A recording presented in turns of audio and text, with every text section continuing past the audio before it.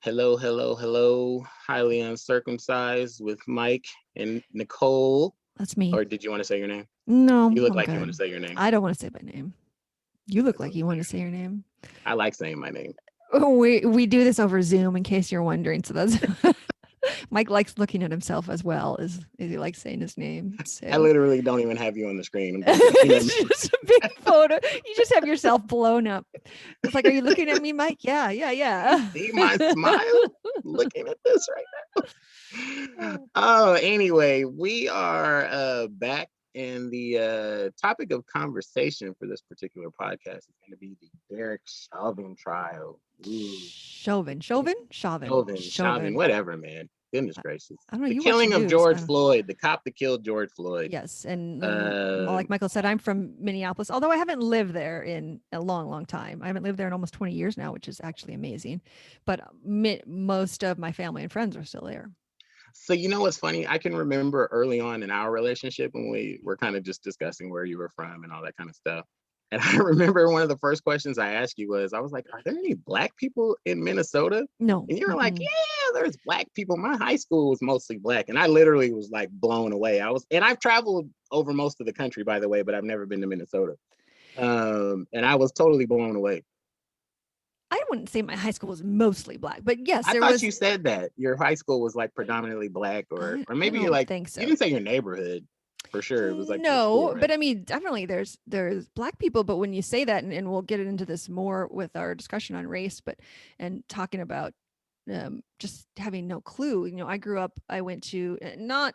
I mean, I grew up to a single mom who had me at 17, so not in anything fancy in any way, shape, or form. But she sent me to a private school from kindergarten to eighth, Oh, and okay. in that private school, I didn't know it at the time, or I didn't even know, what diversity even meant or that that was a thing at the time. But when I look back and think about it now, I don't think there was one other than white person, not teacher, not instructor, not educator, not student in my 8 years that I went there. I Now that I think about it, I don't believe that there was.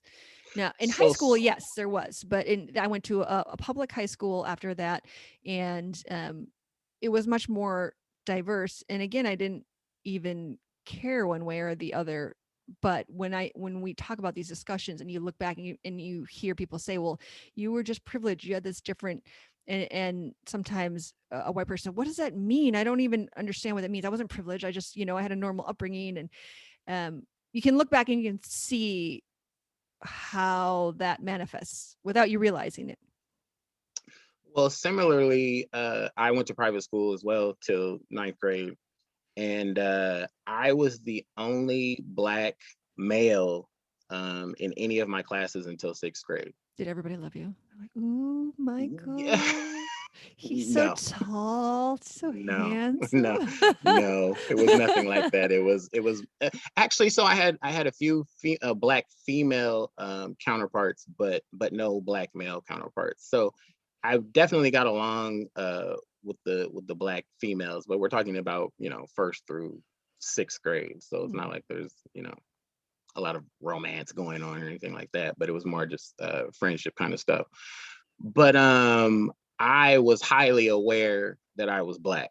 I'll Mhm. just I'll just put it like that. I was highly Mhm. aware that I was not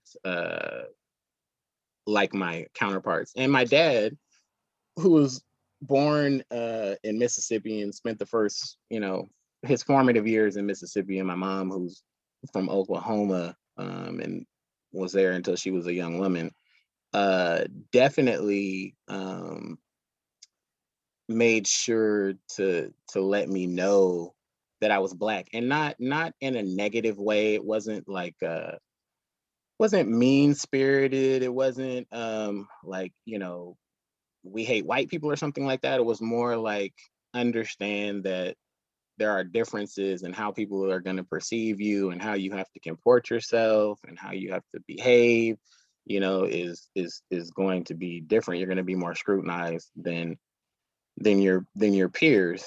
And obviously I'm putting that in adult language because that's not how they told a third How do grader, you you're going to be highly scrutinized. comport It was yourself? more like you can't do certain things in the same way because people look at you differently. So I was highly aware of my uh being different. um what was I going to ask you? No, I was going to tell you.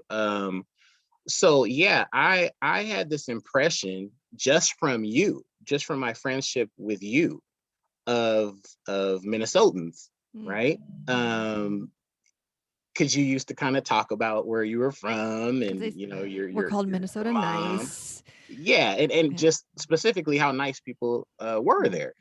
And I had no reason to not believe that, and it's not like I have reason to not believe it today, so let me be fair to people from Minnesota. But there's a lot going on in that state. It's not just George Floyd. They just, I don't know if you heard this, because as you stated before, you don't watch a lot of news, and I No, watch all the news. I didn't hear it. You tell me. Yeah, another kid, Dante Wright, was killed by a police officer on video, and they've already fired the officer who shot. That's actually a lady officer, a female officer, shot him, and she got fired and now is being charged with I want to say it's like second degree murder.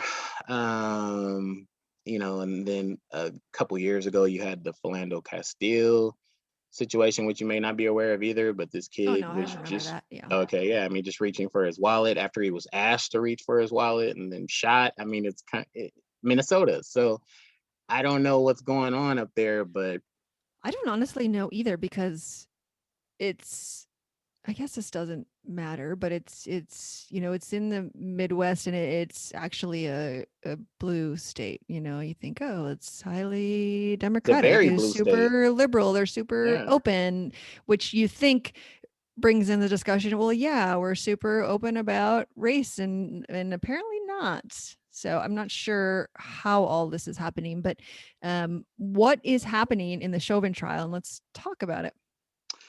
well, I mean, at this point today, they've actually just reached a verdict. We don't know what the verdict is, but the jury has come back with a verdict that we'll hear in a little bit. I'm actually a little bit nervous. I haven't been nervous at all. I've watched the entire trial every day for the last 2 weeks.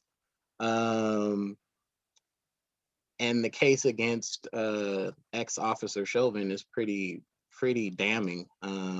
Outside of the video, just the witness testimony and the medical testimony has been so very damning. But as a Black person in America, there's a huge piece of me that says, they're not going to do the right thing. What's the Uh, right thing?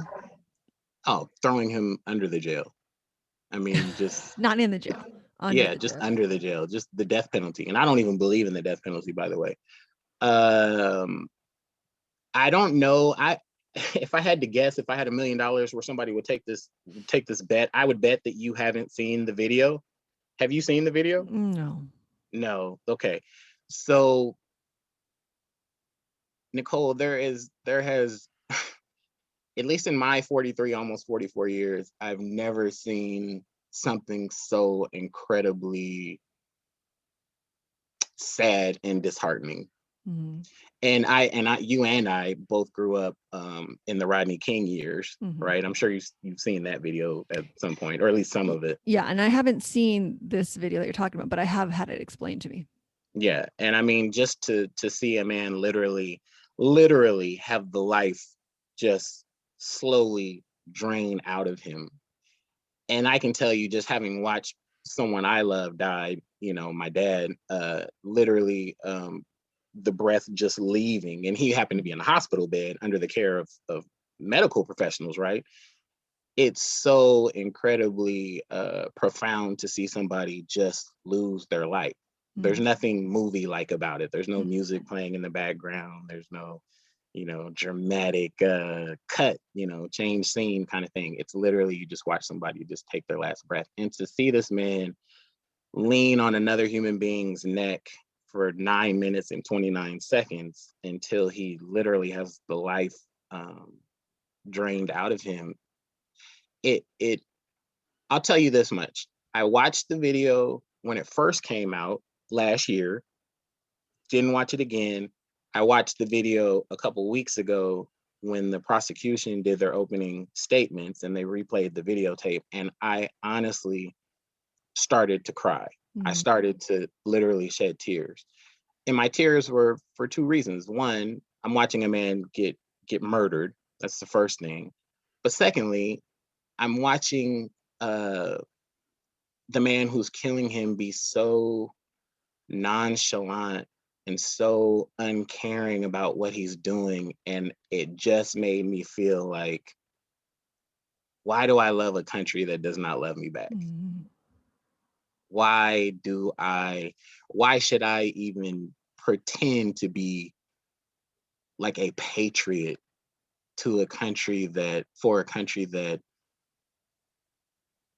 will allow someone to treat another human being that way? Mhm. So I had a very visceral response as a black male, and as a black male that has a black male son who's about to be 15 years old. So he, and I'm tall, I'm tall. He's 6'1" already and 15 years old and he's 215 pounds. So he's already larger than the average man at 15 years old, and he's still got 5 or 6 more years to keep growing. So who knows where that's going to end up. I'm 6'5". But the reason why I say that is because it makes me so worried, and I'm tired of worrying um about stuff that other people don't have to worry about, right? We all have to worry about our bills. We all have to worry about income. We all have to worry about trying to stay healthy and eat right and all that kind of stuff. These are sort of the normal things that human beings in America have to worry about. But then when you are black, especially if you are black male, you have the added worry of yourself every time you leave the house. And now someone who I love far more than I love me and my son, I have to worry about No. just how people Stop perceive it. him. Yeah, yeah, yeah. Um, he's like the sweetest guy ever. I mean, he is honestly one of the kindest people I know. And I tell I have you know this, but for the audience, I have 3 kids. I have 2 daughters and my son, and I say it often to them that he is literally the most giving and kind one of them by a long shot, and I they're thought you all were gonna sweet say he's kids. my favorite. And I was like, you better not say No, I do not. that. I do not have a favorite at all. But he is just so incredibly kind and giving. And I could tell you stories. I won't waste time telling a lot of stories or anything. But he's just such a good dude. Mhm. And to go out of for him to leave the house and somebody to just not see him as fully human, Mhm. it breaks my heart just thinking about it. Mhm. And he hasn't had any experiences that I know of thus far, um, with any police or anybody who's treating him in a, sort of racist fashion or anything like that. He hasn't really said anything to me if anything has happened, but it just breaks my heart to even think that that's a possibility, because to know my son is to know someone who's a good person. Mhm. He's a good dude. Um, and that's the way a lot of the people that talked about Mr. Floyd talked about him. He had an opioid addiction, he had a drug problem, but God, how many people do we know that struggle with drugs or Well, yeah, and I alcohol think or that's just like using inflammatory language to make it seem like, oh, it's okay. Oh, he had an it's okay, opioid. Like, right? It's what? Who justification. cares if he had an Exactly. opioid addiction?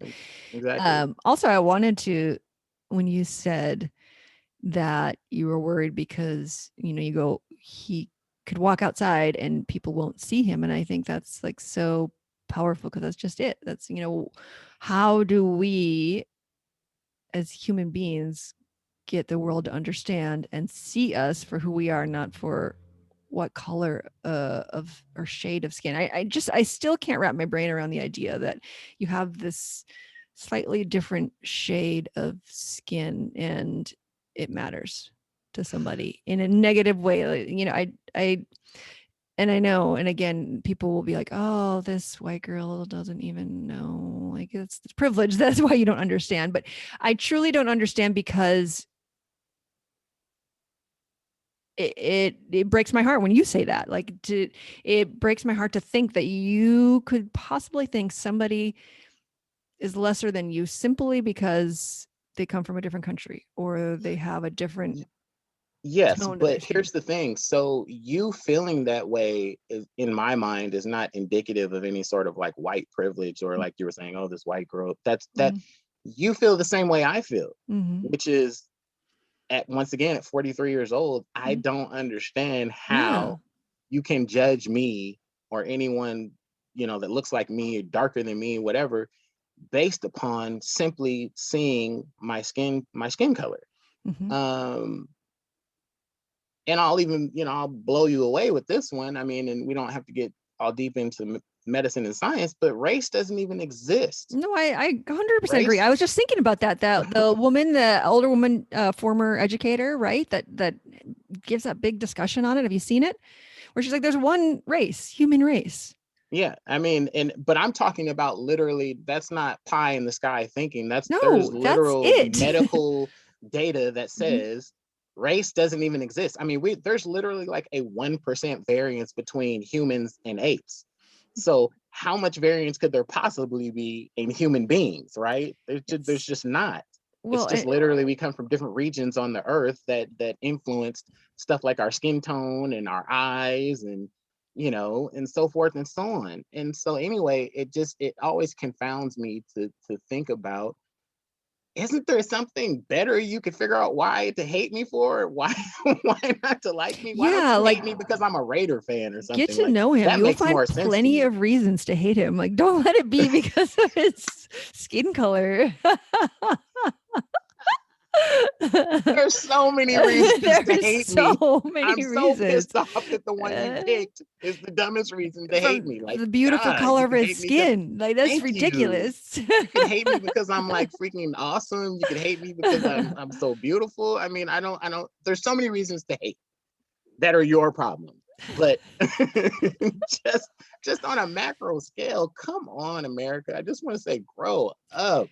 This I is so tired. It's so tired.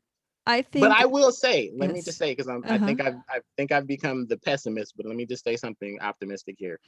When all of this stuff happened, and last summer there were so many protests, and me and my wife and family went to so many of these protests. Blacks were literally probably the minority at a Mm, lot of these protests. So it yeah. did my heart good to see Asians and Latinos and whites and young people and old people and people who were Muslim and Christian and atheists, and everybody came out of the woodwork to say, this shit is tired. Yes. We're tired of seeing it. So Mhm. we know they're tired, but we're tired of seeing it. Like I went to some rallies in Pasadena in Los Angeles that would just blow your mind with the amount of like just love that people were showing towards me and my family and other people around us. It was really it was honestly really encouraging. So I have to Mhm. say that there's a lot of good people in this country. There There are a is. lot of good people in this That's why you got to country. stop watching the news. You see all the bad No, people. you gotta watch That's the all the news. bad I people. hate that you No. don't watch the news I because you hate gotta that you be hate that I informed don't about watch this the stuff. news. I am plenty informed. How does it make you feel? It makes you feel like shite. Like it doesn't inform you of any. This informs me. Okay, but This where do you get the conversation is current uplifting. Why do I where need do you it? Like that's not new. Like I hate you hate that I don't watch the news. I hate that we think the news is somehow serving us.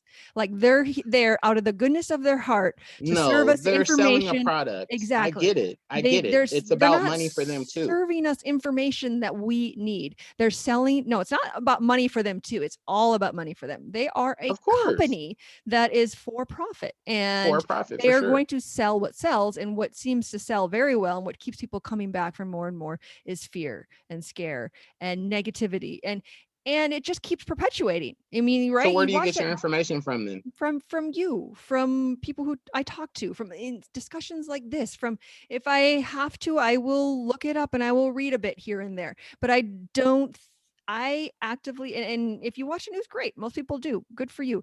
I just don't. I don't find that it serves. I honestly do. I think it's doing all of us a disservice. I really do. I think more conversations like this, where we can really hear like your heartfelt thoughts about this experience, about this trial, about your experiences at protests. These are things that we need to hear.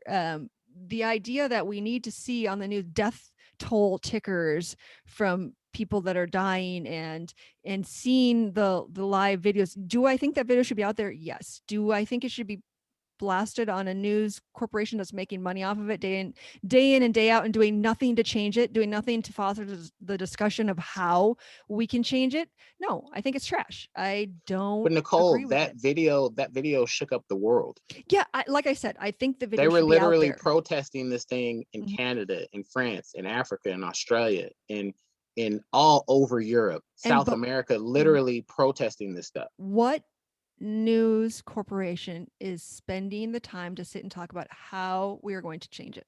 They're not. They're just selling the video. They just keep showing the video. Like that's what I mean But about we don't news. need for them to tell us how to change it. That's for you and me to decide. But That's for you nobody's and me to come together. but if the news is where you get your information, right? So follow me here. If this is like you said, how do you get informed?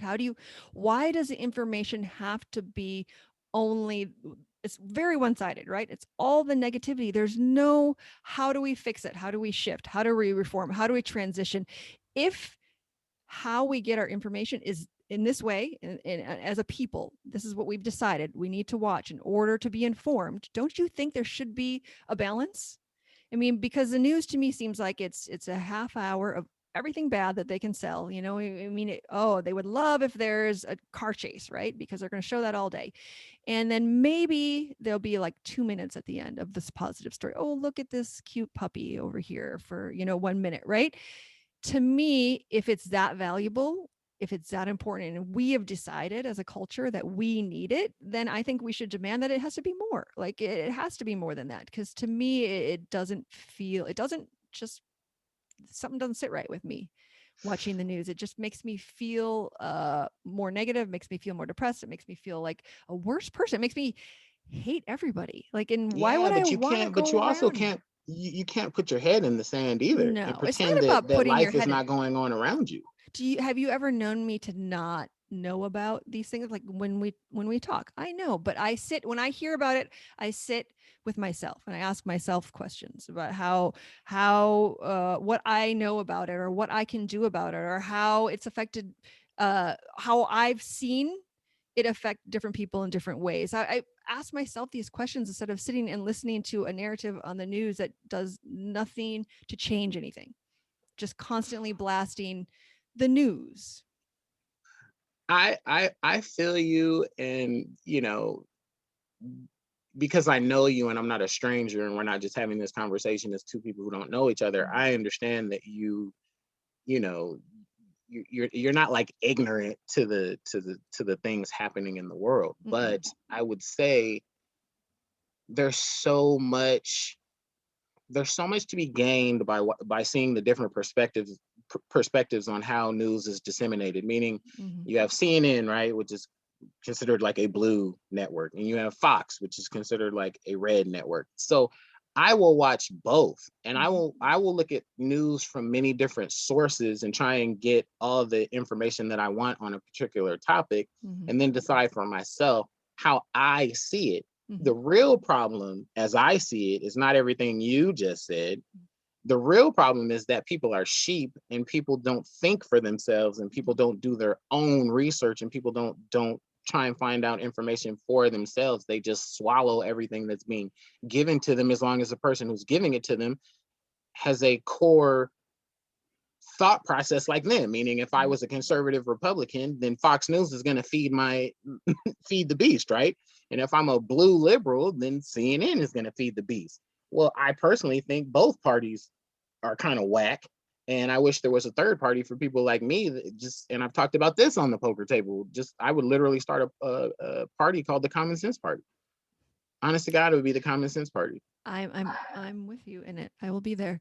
But and again, just because I don't watch the news doesn't mean I don't get it. I mean, I hear basically every major thing that's happening, whether it's through social media, but even it's hard for me even reading it and seeing comments, and it just makes me disappointed in who we are when I hear the comments and what people say and how they're just, it's constantly judging, biasing, being rude. And I'm like, this is not who I want us to be. Right. And Lord knows I'm not even freaking close to perfect, whatever perfect means.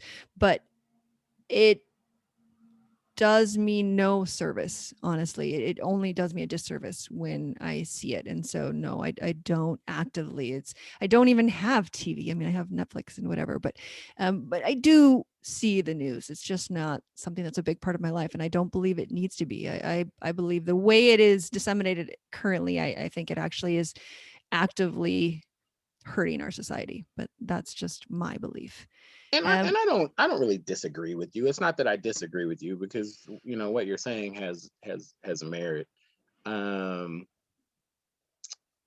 but I think with the population, society as a whole would be much better served if people actually did some research and Yes. you And how know. about if we have the discussion of how do we be better? So let's talk, let's bring it back around to the Chauvin trial. Like eh, on the news, it's going to be all about the trial, I'm sure, right? Trial, trial, trial, trial. Of But course. why are they not having the discussion, which everyone does in the background, like you and I and everyone else, is like, how do we make these systemic changes? How do we change this? Like we said, this construct, this idea that race is even a thing, that we have to kill black men at a much greater percentage wise rate at traffic stops than any other. Why are we not talking about that? That's and since you and I are here, what are some ways that we can start thinking about that?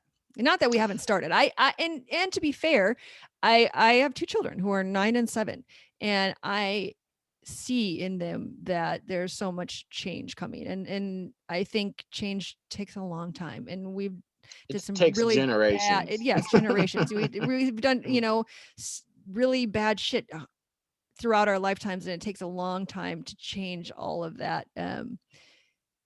But I can see there's so much hope when you see the kids now, and you see, like, yeah, it's not, this isn't going to be their problem. I don't know what will be. It'll be something else for sure, but I don't think this will be. But how do we start the conversation so that we make that true for them? So I was actually reading an article this morning, and I wish I could remember what state it was. I want to say it was maybe Texas. I'm probably wrong on this, but the school district has proposed doing this, and I'm going to botch this too. But they proposed doing this sort of racial reckoning training kind of course study for everybody in the district. Okay. I'm And already it feeling like, oh, what are they training on? Again, well, like, it's not, it's training is the wrong word. It's more okay. just like, let's talk. Okay. Let's talk about race. Let's talk Okay. about why we feel the way we feel. What influences us, and so forth and so on. Which I think is beautiful. I would have loved to have been part of something like that, Mm-hmm. especially in my high school days and all that kind of stuff. Mm-hmm. And it has absolutely just wigged out the parents, or a percentage of the parents in the district. They are absolutely just freaking out that their kids are going to actually have to talk about race. Why? What are Thank they? you. What are they freaking out about? Like, what Thank you. actually are they? Do you know? I mean, it was like, why should discussions on race be a mandatory course study? Mm-hmm. I mean, I had to take sex ed. Mm-hmm. Why was that mandatory? Mm-hmm. I mean, I can see if they're thinking something like where when you told me this is a training, right away I felt like, it's oh, not a because training. That's a bad word. who is facilitating it? Like, if it's like this woman, and I'm gonna look her up and put her in show notes or whatever we're doing. Um, this woman who talks about the one race, the human race, and she shows scientifically how it's actually proven, and she's an educator, she's a teacher her entire life, and she's so badass. I love her. Um, if it's somebody like her facilitating this conversation, I want it. But I think the problem sometimes comes from, like, who's giving the conversation? Like, and what are they going to say? And maybe that's what the parents are concerned about, because the way I see it, like with my kids, is that it's not even a discussion with them. Like, it's not, they're like, what's race? To them, there is just one race. It's the human race. To them, they have kids from all, we live in LA. I don't live in Minnesota anymore. Right. And all of their friends are all different races. So it's But that's a never, reflection of their mother. That's a reflection of their mother and their father, so, but and okay.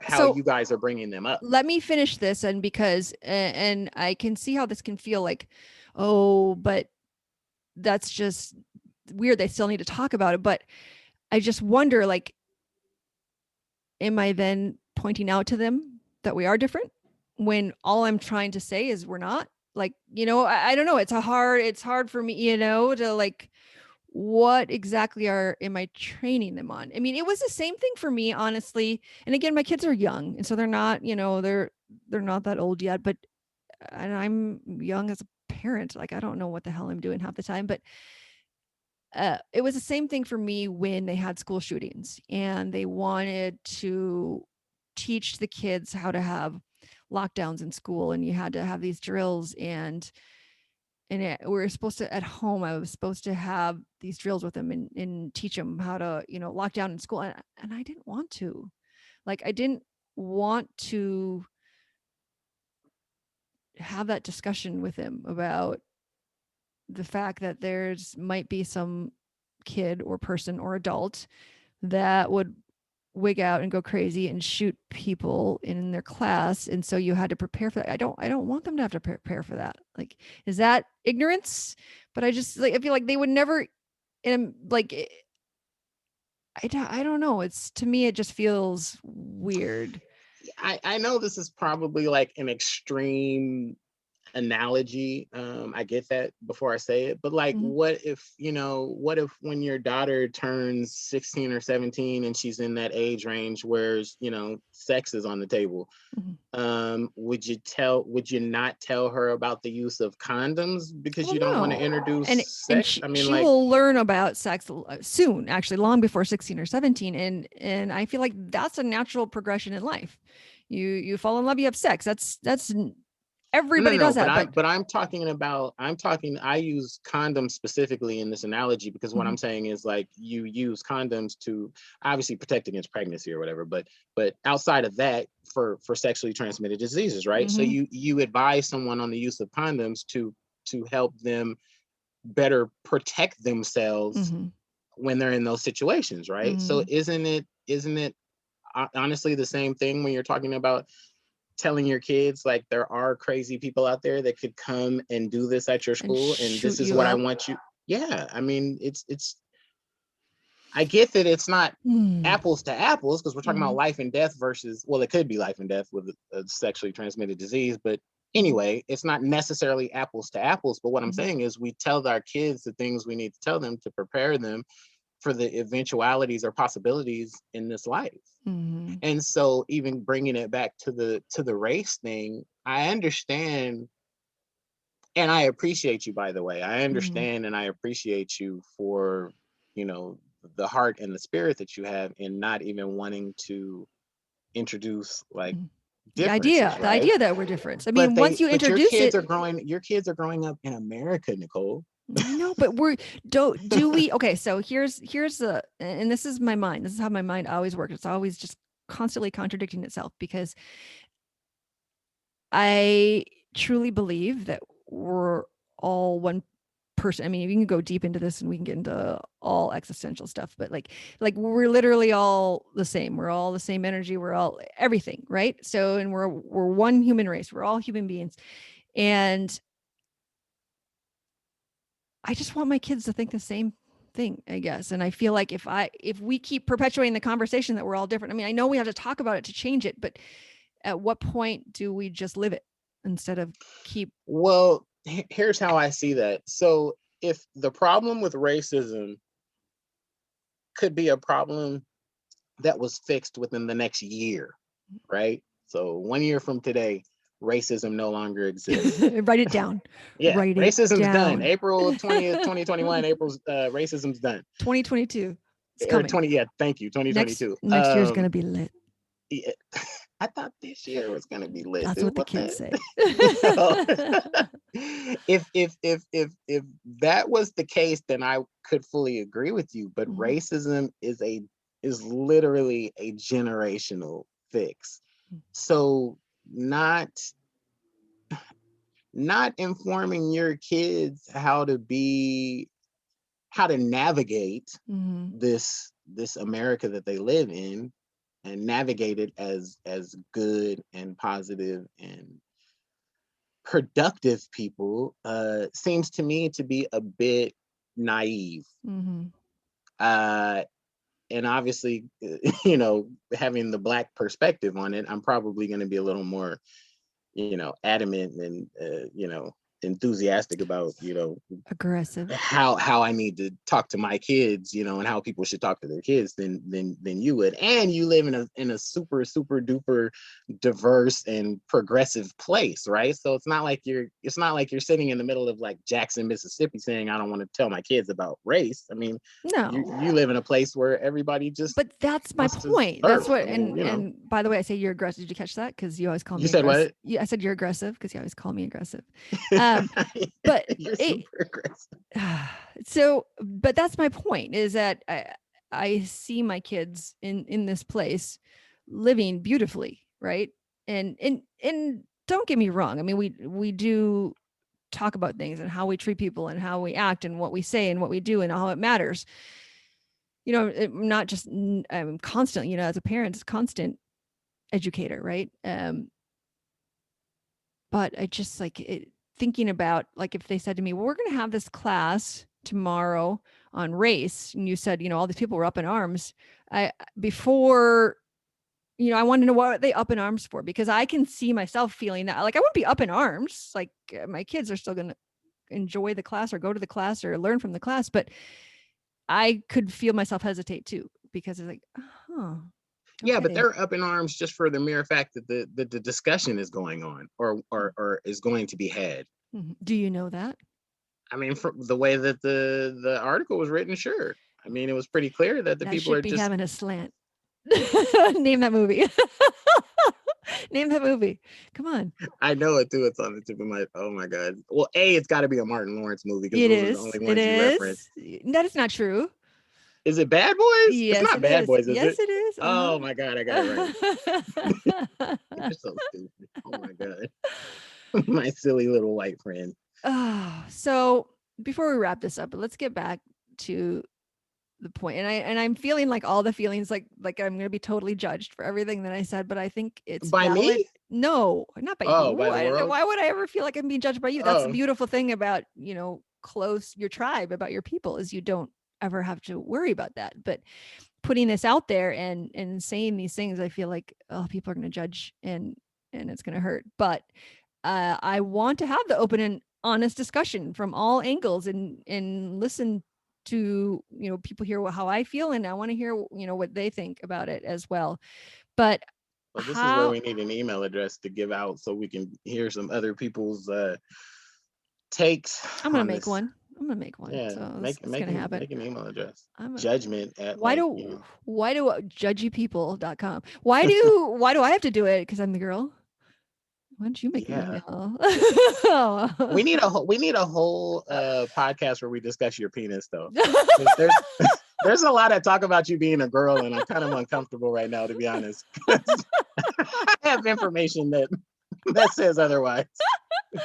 Oh, we have so much to discuss.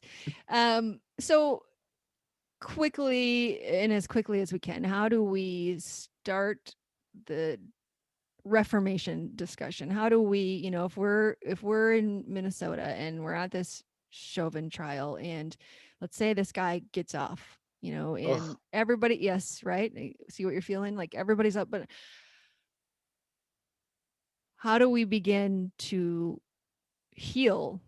How do we begin to start to see what you and I see, which is the idea of one race? How do we start the change so that this place becomes what I feel like my kids see it as by the time they're growing up?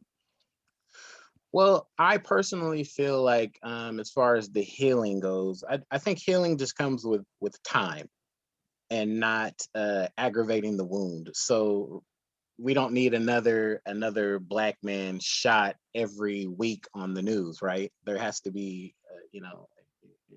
a distance between these events. So I think time, it's cliche, obviously, but time heals all wounds. I think that that's true to a certain extent.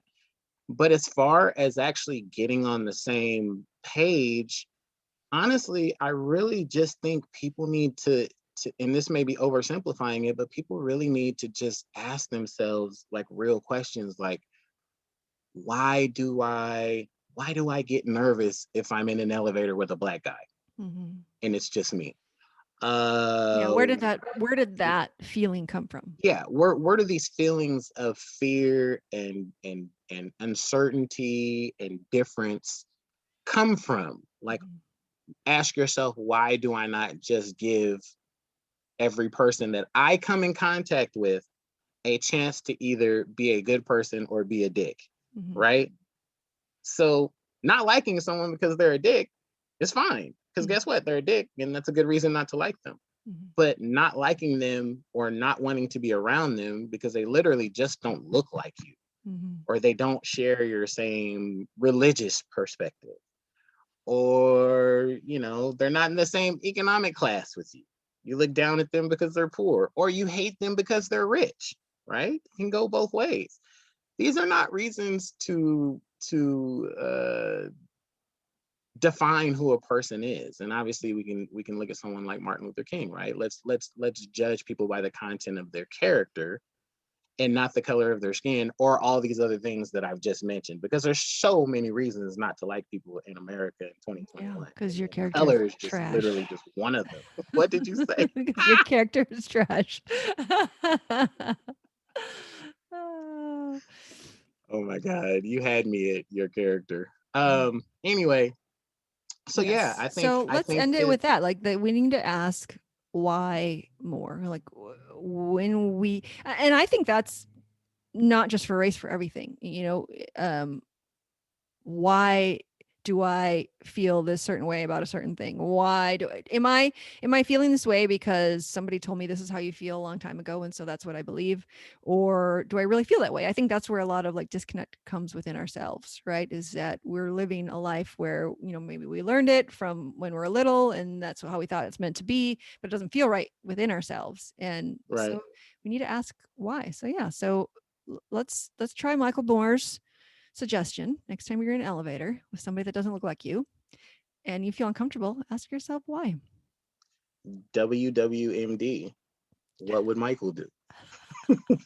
The merch coming soon. All right, we'll see you next week. Highly uncircumcised conversation.